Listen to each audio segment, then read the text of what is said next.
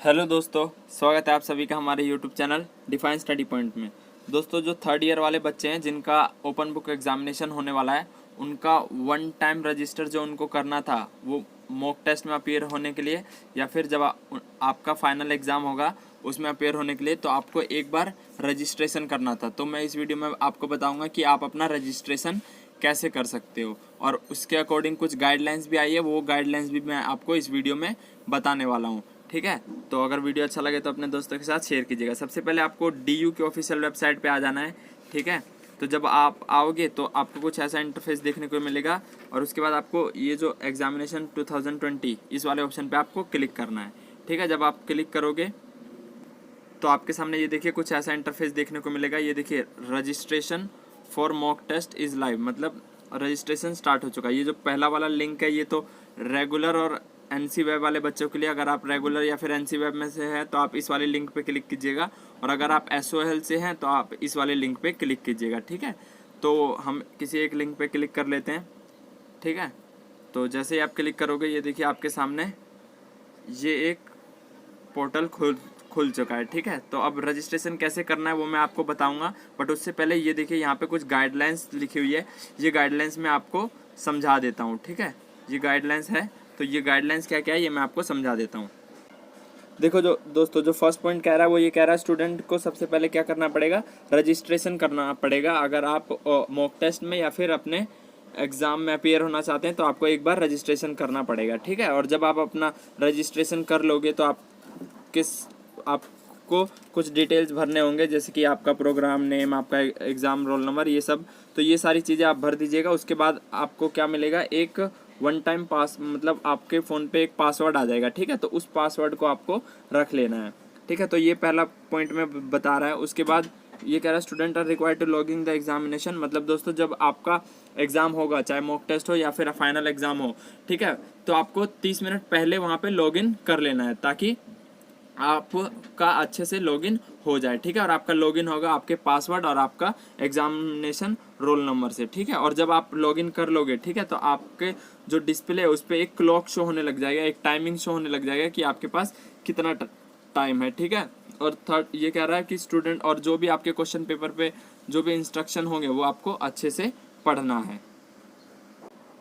दोस्तों ये पॉइंट कह रहा है the question paper download button will be visible in the beginning of examination, मतलब जब स्टार्ट होने वाला होगा एग्जाम, जब स्टार्ट होगा तो आपका क्वेश्चन पेपर का डाउनलोड का बटन आपके डिस्प्ले पे शो होने लग जाएगा, आप फिर उसको डाउनलोड कर सकते हो। ठीक है, student are required to click on the download button, मतलब आपको क्वेश्चन पेपर डाउनलोड करने के लिए आपको उस डाउनलोड बटन पे क्लिक करना पड़ेगा, और आप चाहो तो उसका प्रिंट आउट भी निकलवा सकते हो। ठीक है, और यहाँ पे ये कह रहा है इफ़ इन के student face any difficulties in downloading the question paper, अगर आप किसी कारणवश अपना क्वेश्चन पेपर डाउनलोड नहीं कर पाते तो आपको कॉलेज के थ्रू आपके ईमेल एड्रेस पे या फिर आपके व्हाट्सएप पे आपको क्वेश्चन पेपर मिल जाएगा। ठीक है, उसके लिए आपको कॉलेज से कांटेक्ट करना पड़ेगा, और क्या नंबर होंगे ये सब आपको बता दिया जाएगा, वेबसाइट पे डिटेल्स आ जाएगी, और जब डिटेल्स आएगी मैं वीडियो के थ्रू भी बता दूंगा। ठीक है, अगर आप क्वेश्चन पेपर डाउनलोड नहीं कर पाए तो आपके ईमेल पे या फिर व्हाट्सएप पे क्वेश्चन पेपर आ जाएगा। हाँ, when the student download the question paper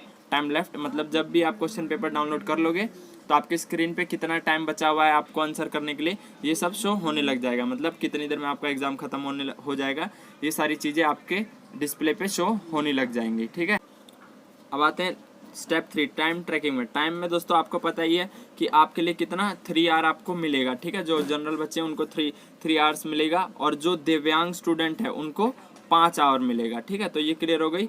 जो नॉर्मल बच्चे हैं उनको 3 आवर मिलेगा, और जो दिव्यांग है उनको 5 आवर मिलेगा आपका क्वेश्चन पेपर डाउनलोड करने का, अपलोड करने का, सब कुछ मिला के आंसर लिखने का। ठीक है, ये सब में आपको 3 घंटे मिलेगा, और जो दिव्यांग है उनको 5 घंटे मिलेगा। ठीक है, और यहाँ पे लिखा हुआ है the mock test will be conducted in 3 session, मतलब मॉक टेस्ट 3 सेशन में कंडक्ट किया जाएगा, एक मॉर्निंग सेशन में, एक लंच सेशन में, एक इवनिंग सेशन में। ठीक है, और आप अपनी मर्जी के हिसाब से किसी में भी अपीयर हो सकते हो, जिसमें आपको सुटेबल लगे आप उसमें अपीयर हो सकते हो। हाँ, और once the question paper download, मतलब जब आप क्वेश्चन पेपर डाउनलोड कर लोगे उसके बाद आपको जो आंसर शीट अपलोड करनी है वो आपको विद इन अ टाइम में करनी है। ठीक है, जितना टाइम आपके पास है उतने टाइम में आपको करना है। ठीक है, जैसे कि आपको 3 आवर्स दिया गया है तो आपको 3 आवर्स में करना है। अगर आप दिव्यांग कैटेगरी में आते हो तो आपको 5 आवर मिलेगा, तो आपको उसी आवर के अंदर ही अपना आंसर शीट अपलोड करना है, आप उससे ज़्यादा टाइम नहीं ले सकते। ठीक है, स्टेप 4 देख लेते हैं, आंसरिंग द क्वेश्चन पेपर। अब देखते हैं दोस्तों आपको आंसर कैसे लिखना है। आपको आंसर A4 साइज की शीट पे लिखना है। ठीक है, आप प्लेन भी यूज़ कर सकते हो, रूल्ड भी यूज़ कर सकते हो। रूल्ड करोगे तो ज़्यादा अच्छा रहेगा, मतलब लाइनिंग वाली। ठीक है, और आप ब्लैक और ब्लू पेन का यूज़ करके अपना आंसर लिखना है। A4 साइज की शीट और ब्लैक ब्लू पेन आपको यूज़ करना है।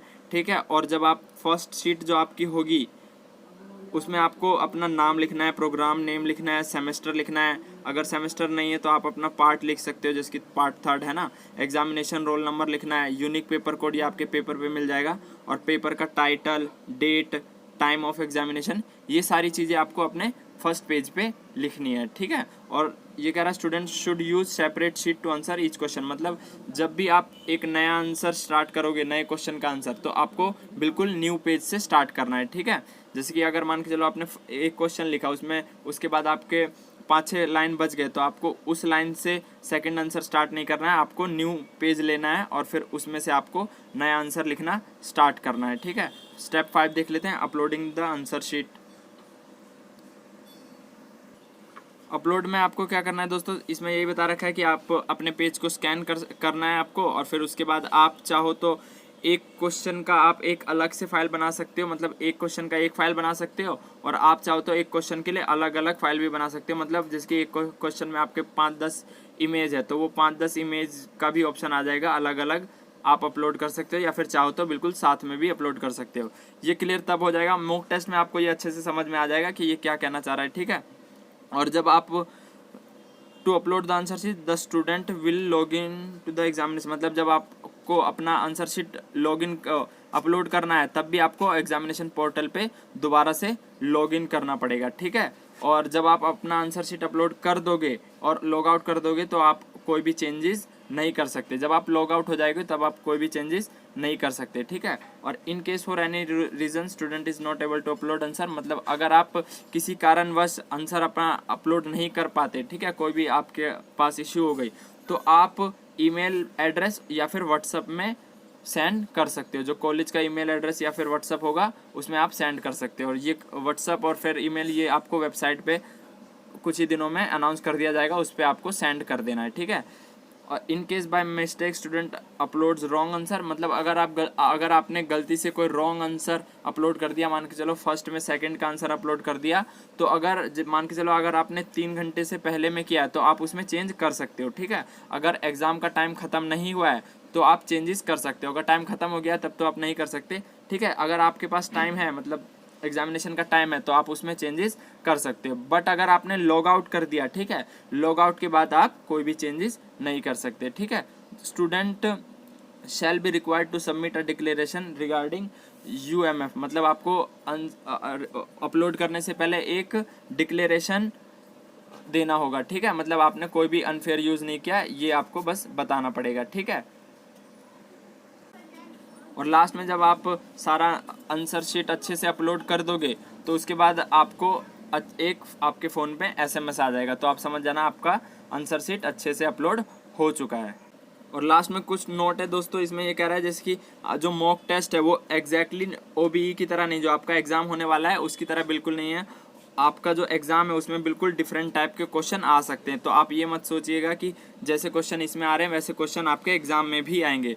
ठीक है, इसमें डायरेक्ट साफ साफ कहा गया है कि ये आपको सिर्फ प्रोसीजर जो होता है उससे फैमिलियर करवाने के लिए है।